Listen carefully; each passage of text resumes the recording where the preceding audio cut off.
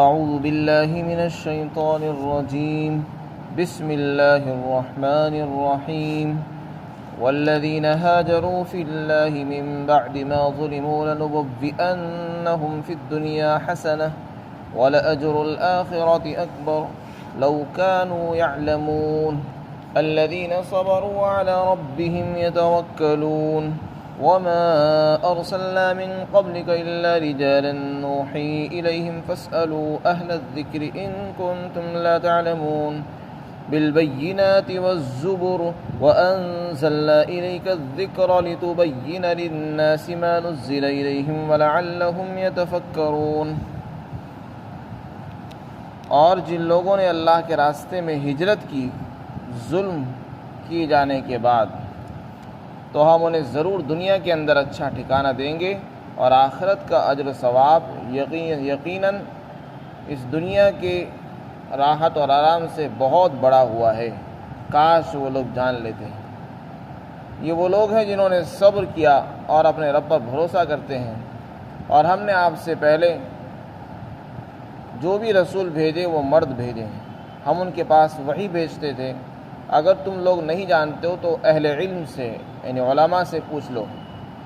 ان رسولوں کو ہم نے دلائل کے ساتھ اور کتابوں کے ساتھ بھیجا، اور ہم نے آپ کی طرف قرآن کریم نازل فرمایا تاکہ آپ لوگوں کو بیان کریں وہ چیزیں جو ان کی طرف نازل کی گئی، اور تاکہ وہ لوگ غور و فکر کریں۔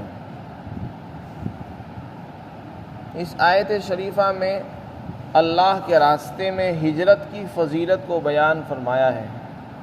ہجرت کہتے ہیں چھوڑ دینا، اپنے وطن کو، اپنے کاروبار کو، اپنے مکان کو، رشتہ داروں کو، عزیز و اقارب کو صرف اللہ کے لیے چھوڑ دینا، قربان کر دینا۔ دین کی نسبت پر ایک ایسے علاقے کو چھوڑ دینا جہاں دین پر چلنا مشکل ہو جائے، اور کسی ایسی جگہ چلے جانا جہاں دین پر چلنا آسان ہو، اس کا نام ہے ہجرت۔ یہ انبیاء اکرام کی سنت ہے اور اس کی اللہ نے فضیلت بیان فرمائی ہے۔ اپنے وطن کو چھوڑنا انتہائی مشکل کام ہوتا ہے، کوئی آسان کام نہیں ہے اپنے عزیز و اقارب، دوست احباب کو چھوڑ دینا۔ لیکن جو لوگ یہ قربانی دیتے ہیں تو پھر اللہ تعالیٰ نے ان کے لیے وعدہ فرمایا کہ اللہ تعالیٰ ان کو دنیا میں بھی اچھا ٹھکانہ عطا فرمائیں گے اور آخرت میں بھی ان کو بہترین اجر و ثواب ملے گا۔ یہاں جن حضرات کا ذکر ہے وہ صحابہ اکرام ہیں۔ اس میں قید ذکر فرمائی ہے کہ ظلم کیے جانے کے بعد جن لوگوں نے ہجرت کی ہم انہیں ضرور اچھا ٹھکانہ دیں گے۔ ظاہر سی بات ہے کوئی بھی آدمی اپنے وطن کو چھوڑتا ہے تو ظلم کی بنیاد پر ہی چھوڑتا ہے۔ جب اس پر کوئی ظلم ہوگا، زیادتیاں ہوگی، مصیبتیں آئیں گی تو پھر وہ اپنے گھر بار کو چھوڑ دیتا ہے، اور یہ چھوڑ دینا انبیاء کرام کی سنت ہے۔ حضرت ابراہیم علیہ السلام نے بھی چھوڑا، حضرت موسیٰ علیہ السلام نے بھی ہجرت فرمائی، حضرت لوط علیہ السلام نے ہجرت فرمائی، آپ نے بھی ہجرت فرمائی، بہت سے انبیاء کرام نے ہجرت فرمائی ہے۔ یہاں جن حضرات کا ذکر ہے وہ صحابہ اکرام ہیں۔ مکہ مکرمہ میں مشرکین کے سامنے جب توحید کی دعوت پیش کی گئی، ایک اللہ کو ماننے کی ان کو دعوت دی گئی تو انہوں نے انکار کیا، اور صرف انکار ہی نہیں کیا، توحید کے دشمن ہو گئے، اسلام کے دشمن اور مسلمانوں کے دشمن بن گئے۔ جن لوگوں نے اس دین کو اختیار کیا تھا ان کے بھی دشمن بن گئے۔ اور شروع زمانے میں جن لوگوں نے اسلام کو قبول کیا تھا وہ کوئی مالدار لوگ نہیں تھے، بلکہ وہ غریب پردیسی آدمی تھے۔ شروع میں اسلام قبول کرنے والے وہی لوگ تھے جو کمزور تھے۔ حدیث شریف میں بھی آتا ہے اسلام جو ہے شروع میں اجنبی تھا۔ غرض یہ کہ جن لوگوں نے اسلام قبول کیا ان پر ظلم ڈھائے گئے، ان کو ستایا گیا، طرح طرح سے ان کو تکلیفیں پہنچائی گئی۔ بہت سے غلام تھے جنہوں نے اسلام قبول کیا تھا، ان کے آقا ان پر ظلم کرتے، ان کو ستاتے تھے، ان کو مارتے تھے۔ یہاں کے تنگ آ کر آپ صلی اللہ علیہ وسلم نے صحابہ کو حکم دیا کہ تم حبشہ چلے جاؤ۔ حبشہ بہت سے صحابہ کرام تشریف لے گئے اور انہوں نے اپنا وطن چھوڑ کر حبشے کو ترجیح دی۔ حبشہ جو ہے ایک علاقہ ہے جہاں کے حضرت بلال حبشی رضی اللہ تعالیٰ عنہ مشہور ہے۔ جب وہاں صحابہ کرام پہنچے تو مکہ کے لوگوں نے انہیں وہاں بھی نہیں چھوڑا، یہ وہیں پہنچ گئے، اور وہاں کا جو بادشاہ تھا وہ ایک عیسائی تھا، نصرانی تھا، اس سے جا کر کہنے لگے کہ ہماری قوم کے کچھ نوجوان بے وقوف لوگ ہیں، انہوں نے ایک نیا دین اختیار کر لیا ہے اور وہ ہمارے ملک سے نکل کر آ گئے ہیں، تمہارے یہاں آ گئے، لہذا تم ان کو واپس کر دو۔ اور انہوں نے اپنے باپ دادے کے دین کو چھوڑ دیا ہے، آپس میں اختلاف پیدا کر دیا اور یہ کر دیا وہ کر دیا ہے۔ تو اس کے بادشاہ، نصرانی بادشاہ کے سامنے، نجاشی بادشاہ کے سامنے انہوں نے ان کی برائیاں کی۔ نجاشی بادشاہ کے سامنے حضرت جعفر بن ابی طالب رضی اللہ تعالیٰ عنہ نے تقریر کی اور پوری بات کھل کر بیان فرمائی، اور یہ فرمایا کہ ہم دین اسلام کے آنے سے پہلے ہم بہت زیادہ بے دین تھے، دین اعتبار سے بہت کمزور تھے، بہت برا حال تھا ہمارا۔ جب اسلام آیا تو اللہ نے ہمارے حالات کو بھی درست فرما دیا، ہم نے اسلام کو اختیار کیا، اللہ اور اس کے رسول کی بات ماننے کو پسند کیا ہے۔ اس بنیاد پر یہ لوگ ہم سے دشمنی کرتے اور ہمیں ستاتے ہیں، ہمارا کوئی قصور نہیں ہے، ہم نے تو دین اسلام کو اختیار کیا ہے۔ بادشاہ کی بات سمجھ میں آ گئی، اس نے اپنے اطمینان کا اظہار کیا اور مسلمانوں کو اطمینان سے رہنے کا موقع فراہم کیا، تو مسلمان وہاں رہتے رہے۔ اس کے بعد کچھ لوگ حبشہ سے واپس مکہ آ گئے اور کچھ لوگ وہیں رہے۔ پھر بہت سے صحابہ کرام نے مدینہ منورہ ہجرت فرمائی تھی بعد میں چل کر۔ بعد میں جب مدینہ کے لوگوں نے مطالبہ کیا اور انہوں نے وعدہ کیا کہ ہم آپ کو ٹھکانہ دیں گے اور جگہ دیں گے، آپ کی مدد کریں گے، تو پھر آپ نے صحابہ کرام کو مدینہ منورہ ہجرت کرنے کا بھی حکم دیا تھا۔ تو یہ دو ہجرتیں ہوئی۔ پہلی ہجرت حبشہ کی طرف تھی، کچھ لوگوں نے تو دونوں ہی ہجرتیں کی، کچھ صحابہ نے ایک ہجرت کی ہے یعنی مدینہ والی۔ کچھ صحابہ وہ تھے جو پہلے حبشہ گئے، پھر حبشہ سے مکہ آئے، پھر مکہ سے دوبارہ پھر مدینہ کی طرف انہوں نے ہجرت فرمائی۔ تو یہ دونوں جو ہجرتیں ہوئی یہ ظلم کے بعد ہوئی، ظلم اور زیادتیاں ان پر ہوئی، تو اس کی بنیاد پر انہوں نے اپنے وطن کو چھوڑا ہے۔ تو یہ چھوڑنا کوئی آسان کام تو ہے نہیں تھا، لیکن اللہ نے اس پر ایک بڑا وعدے کا ذکر فرمایا، اور اللہ تعالیٰ نے فرمایا کہ ہم دنیا میں ان کو بہترین ٹھکانہ دیں گے۔ چنانچہ جو لوگ حبشہ گئے ان کو وہاں بھی سکون کی جگہ مل گئی، اور جو حضرات مدینہ آئے ان کو بھی سکون اور عافیت کی جگہ ملی۔ اور آخرت کا بھی وعدہ فرمایا کہ آخرت کا جو اجر و ثواب ہے وہ اس دنیا کے آرام سے بھی بہت بڑا ہوا ہے۔ دنیا میں تو اللہ تعالیٰ اچھا ٹھکانہ دیتے ہی ہیں، لیکن آخرت میں جو کچھ ملنے والا ہے اجر و ثواب وہ اس کے مقابلے میں بہت زیادہ بڑا ہوا ہے۔ کاش کہ یہ لوگ جان لیتے، جو لوگ اسلام قبول نہیں کرتے ہیں، اللہ کے وعدوں پر جنہیں یقین نہیں ہے، ہجرت کے اوپر کیا ثواب ہے، ایمان لانے پر کیا اجر و ثواب ہے، جنہیں اس بات کا یقین نہیں ہے، کاش وہ جان لیتے۔ اللہ تعالیٰ فرماتے ہیں یہ جن لوگوں نے ہجرت کی ان کی کچھ صفات بیان کی ہے۔ جن لوگوں نے ہجرت کی ہے ان کی صفت یہ کہ انہوں نے صبر کیا، ظلم برداشت کیے، اور اللہ پر بھروسہ کرتے تھے۔ لوگ اللہ کے بھروسے ہی انہوں نے اپنے گھر بار کو چھوڑ دیا اور نکل گئے۔ پہلے جب انسان اپنے وطن کو چھوڑتا ہے اور سوچتا ہے کہ پتہ نہیں کیا ہوگا، لیکن جب اللہ پر بھروسہ کر کے نکلتا ہے تو پھر اللہ تعالیٰ اس کو اچھا ٹھکانہ بھی عطا فرماتے ہیں۔ پھر آگے اللہ تعالیٰ نے فرمایا کہ ہم نے آپ سے پہلے جو بھی رسول بھیجے وہ مرد تھے، کوئی عورت نبی بن کر نہیں آئی، اسی طرح کوئی فرشتہ رسول بن کر نہیں آیا اور نبی بن کر نہیں آیا۔ اس میں بھی مشرکین کا ایک جواب ہے۔ مشرکین کے سامنے جب یہ کہا جاتا ہے کہ آپ اللہ کے رسول ہیں تو ان کو یہ چیز عجیب معلوم ہوتی تھی۔ وہ کہتے تھے کہ یہ بھی انسان اور ہم بھی انسان، ایسا کیسے ہو سکتا ہے کہ ایک انسان دوسرے انسانوں کی رہبری اور رہنمائی کے لیے آ جائے، نبی بن کر آئے۔ وہ اس کو عجیب سمجھتے تھے، حالانکہ یہ کوئی عجیب چیز نہیں تھی۔ انسان کی رہنمائی کے لیے انسان ہی حکمت کے عین مطابق ہے۔ انسان نبی بن کر آئے وہ حکمت کے عین مطابق ہے اور مصلحت کے بھی مطابق ہے۔ اگر کوئی فرشتہ آئے گا تو فرشتہ نہ تو پوری بات کسی کو سمجھا سکتا ہے، لوگ اس سے استفادہ کر سکتے ہیں۔ تو چونکہ اس کو اجنبی سمجھتے تھے، اللہ نے ان کے جواب میں فرمایا کہ ہم نے آپ سے پہلے بھی مردوں کو ہی رسول بنا کر بھیجا ہے، اور ہم ان کے پاس بھی وہی بھیجتے تھے، اور اگر تمہیں یقین نہیں آتا ہے تو تمہیں جن پر یقین ہے ان سے پوچھ لو جا کر۔ مکہ کے مشرکین کو یہودیوں پر اعتبار تھا، عیسائیوں پر اعتبار تھا۔ یہ ملک شام جاتے تھے تو مدینہ راستے میں مدینہ میں گزرتے تھے، مدینہ میں یہودی رہتے تھے، ان سے بھی ان کے تعلقات تھے، اور پھر آگے ملک شام میں عیسائیوں کی حکومت تھی، راستے میں جنگلوں میں پادریوں سے ملاقاتیں ہوتی تھی، تو ان کو یہ اہل علم علماء سمجھتے تھے، یعنی علم والے پڑھے لکھے لوگ سمجھتے تھے۔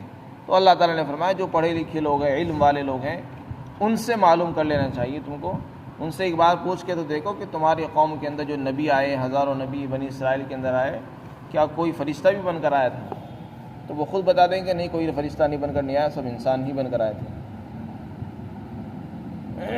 پھر آگے ارشاد فرمایا کہ وہ جو بھی رسول آئے وہ معجزات لے کر آئے، دلائل لے کر آئے، کتابیں لے کر آئے۔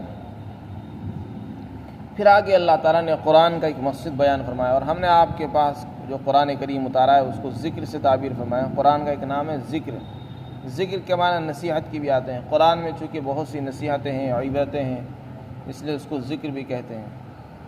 فرمایا اور ہم نے آپ کے پاس قرآن کریم نازل فرمایا۔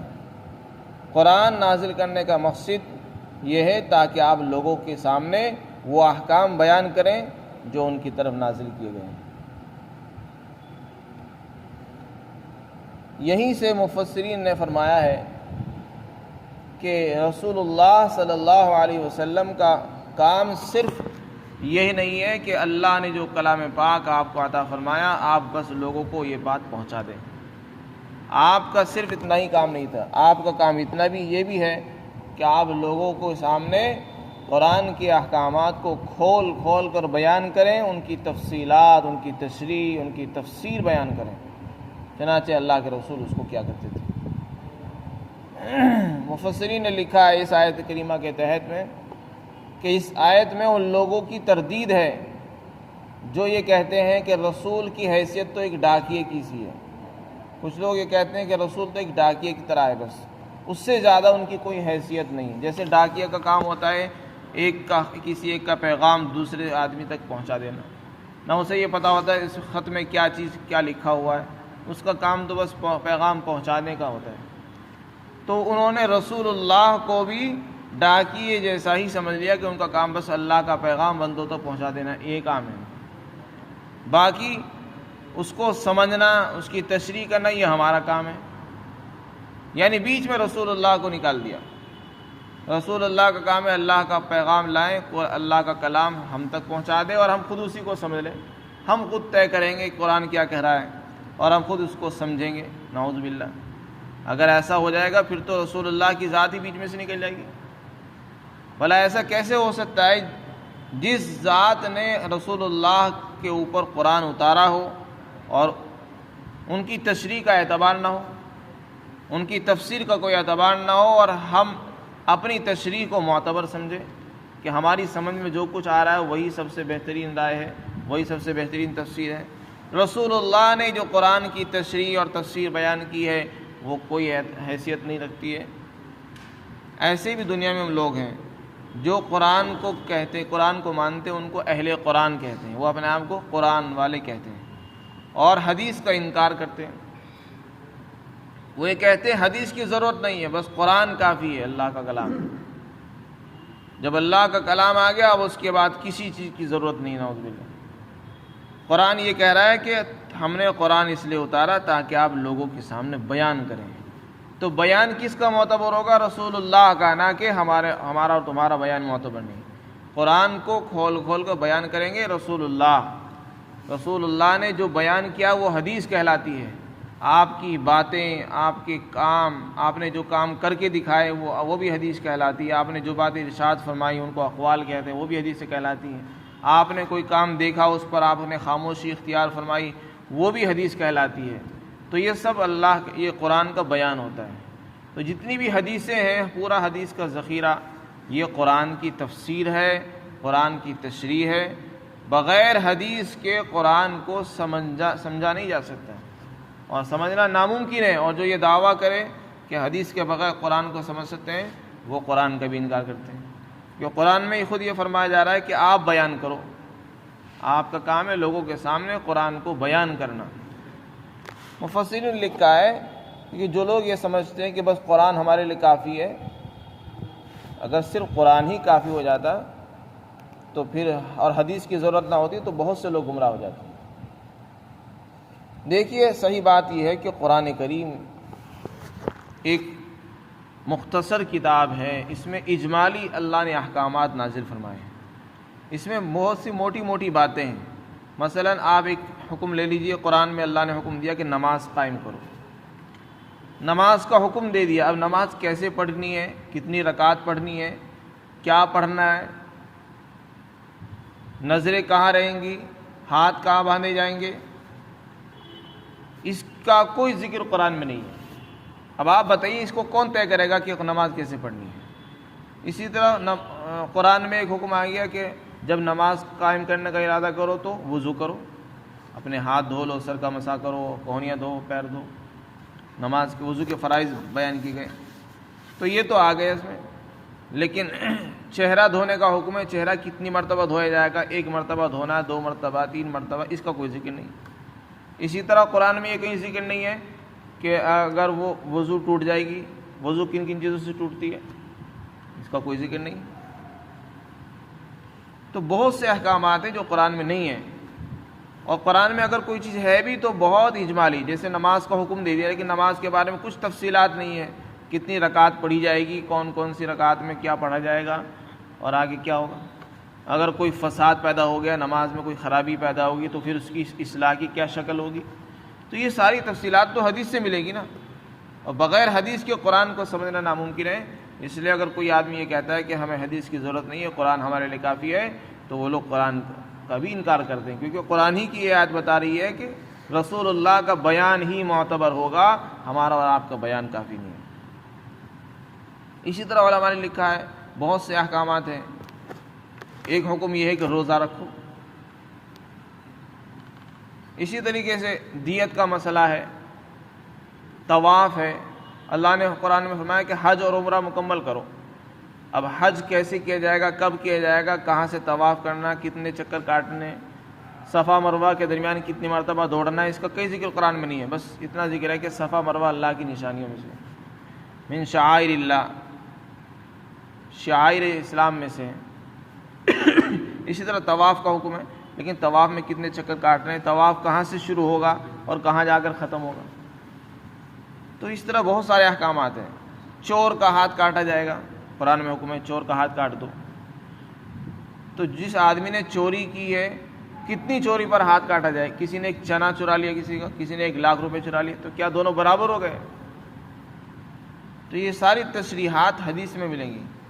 اللہ کے رسول صلی اللہ علیہ وسلم نے جو باتیں ارشاد فرمائی اور جو آپ نے کام کر کے دکھائے ان کو قول اور فعل کہتے ہیں، اقوال، آپ کے افعال، آپ کی تقریرات، یہ ساری کی ساری حدیثیں قرآن کی تفسیر ہی ہیں، اور اس کے بغیر قرآن کو سمجھا نہیں جا سکتا۔ لہذا اس سے بہتر کون سی تفسیر ہو سکتی ہے جو اللہ کے رسول نے فرمائی، آپ پر اللہ نے قرآن نازل فرمایا، اور آپ سے بہتر کس کی تفسیر ہوگی؟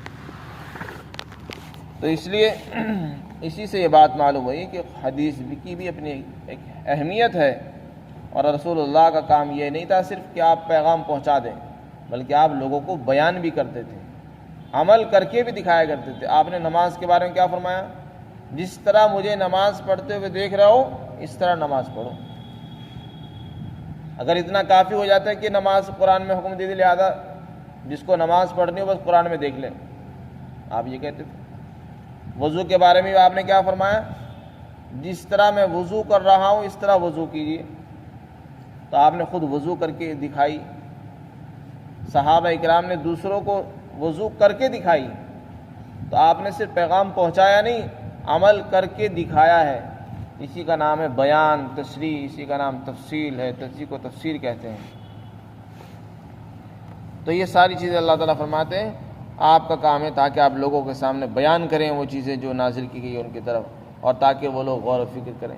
جب آپ ان کو بیان کریں گے وہ غور و فکر کریں گے اور ایمان لائیں گے۔ اللہ تعالیٰ سمجھ عطا فرمائے۔